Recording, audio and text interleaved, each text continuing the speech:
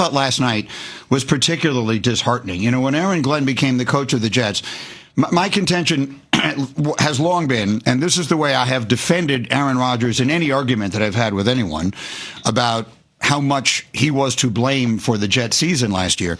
I said it's possible the Jets of 2024 were the worst coached team in NFL history. I did not think Robert Saleh was a good head coach, but firing him 5 games into the season and elevating a defensive coordinator who had no business being the head coach of a team, much less trying to do that and run the defense at the same time.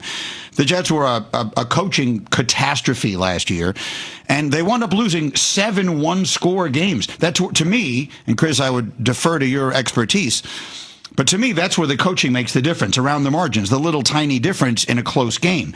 And I thought Rodgers had them close enough to that, and that's why I thought he would do well in Pittsburgh, and that remains to be seen.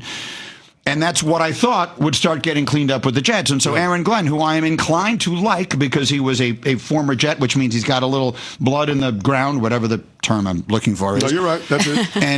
and he was a really good player, and he has the right coaching pedigree. I mean, everything about it seemed positive. All summer long, when he was preaching, we're not going to make these mistakes, we're going to be disciplined and all that, I bought it. Okay, we're going to be better. The Jets are not a very talented team, but they're not the least talented team in the league. They have some glaring holes, like they don't have a second receiver, and they have a few other problems. But they have some decent talent. If they played clean, the reality is, if not for the ridiculous, stupid, unimaginable penalties and other mistakes that we have seen from them, I think right now they would be at worst 2-2.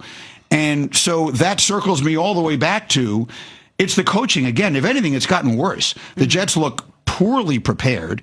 They are irretrievably stupid in the penalties they commit. I mean, I don't like using that word, but I can't think of a better or more descriptive one. They completely beat themselves. The pre-snap penalties are something no team in that. You could give Patrick Mahomes these pre-snap penalties. He's not going to overcome them, much less asking Justin Fields to do it. The fumbles last night were ridiculous. So, I mean, the Jet season is over, and when the coach says, I don't even know what same old Jets means, someone needs to just put on the tape of the first 4 games of this season and say, here, coach, this is literally exactly what it means.